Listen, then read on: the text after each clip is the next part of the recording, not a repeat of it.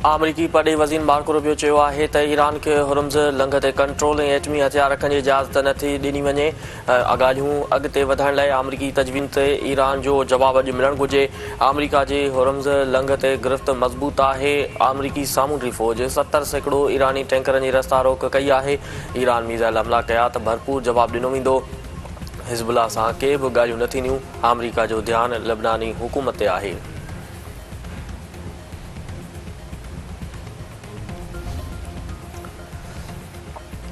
ईरानी मिज़ाइलनि ऐं लॉन्चरनि जो ज़ख़ीरो 28 फ़रवरी जे मुक़ाबले में 120 सैकड़ो आहे। जॾहिं त सफ़ारती हल मेज़ ते ईंदो आहे त अमरीका गैर ज़िम्मेवार जो मुज़ाहिरो कंदो आहे।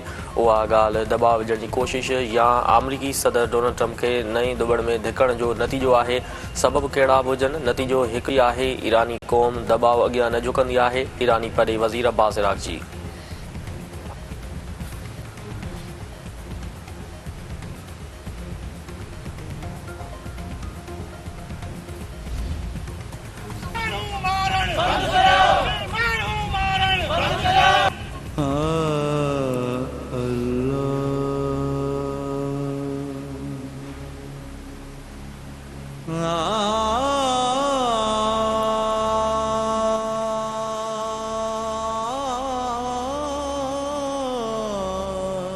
बच्चा मारे था, असांजा बच्चा स्कूल जाऊं ॾहीं को था ने, मस्जिद जाऊं ॾहीं को था ने, असां पाणे भरण ॾहीं को था।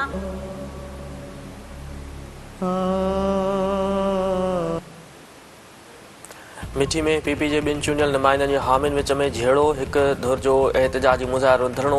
MNA महेश कुमार मलाणी ऐं सिराज सुमरे ते इंतकामी कार्रवाइयुनि जो इल्ज़ाम। MPA फ़क़ीर शेर मोहम्मद मलाणी जे मुदाख़लत बावजूदु पुलिस जो केस दाख़िल करण खां इनकार। मुतासिरनि तरफ़ां थरकोल रोड बंदि करण जो ऐलान। मुतासिर धुर जे वकील सुभाणे समेजे जो चवणु आहे त औरतुनि ऐं ॿारनि ते फायरिंग कई वई आहे। ज़ख़्मी जा सर्टिफिकेट हुअण बावजूदु पुलिस केस दाख़िल करण खां इनकार करे रही आहे। MNA पंहिंजे MPA सिराज सुमरे खे बचाए ॿिया नाला शामिल करणु चाहे थो।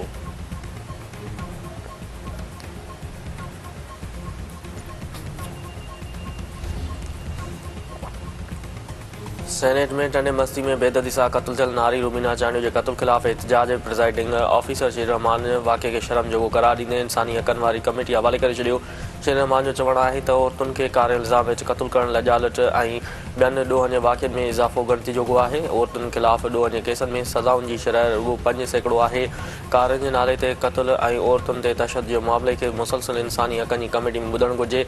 अदालतुनि में औरतुनि सां ज़ुल्म जा वाक़िआ दम छो टोड़े वेंदा आहिनि।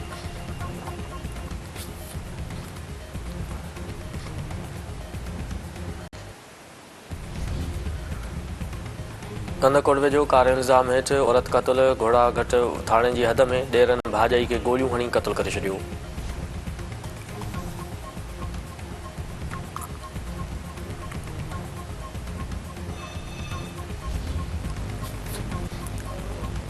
टंडे मोहम्मद खान वेझो दिलि ॾुखोईंदड़ वाक़ियो। औरत पंहिंजे 2 मासूम ॿारनि समेत फलेरी कैनाल में टुपो ॾेई आपघात करे छॾियो।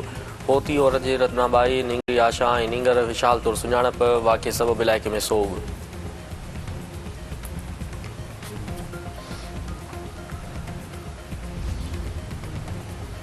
ऐं ढाका टेस्ट पहिरीं ॾींहं ते बांग्लादेशी बैटरनि जी हुकुमरानी। कप्तान नजमुल हसन जी शानदार सेंचुरी। मोमिनुल हक़ जी 50 मेज़बान टीम जूं 4 विकेटुनि जे नुक़सान ते 301 रन्सूं।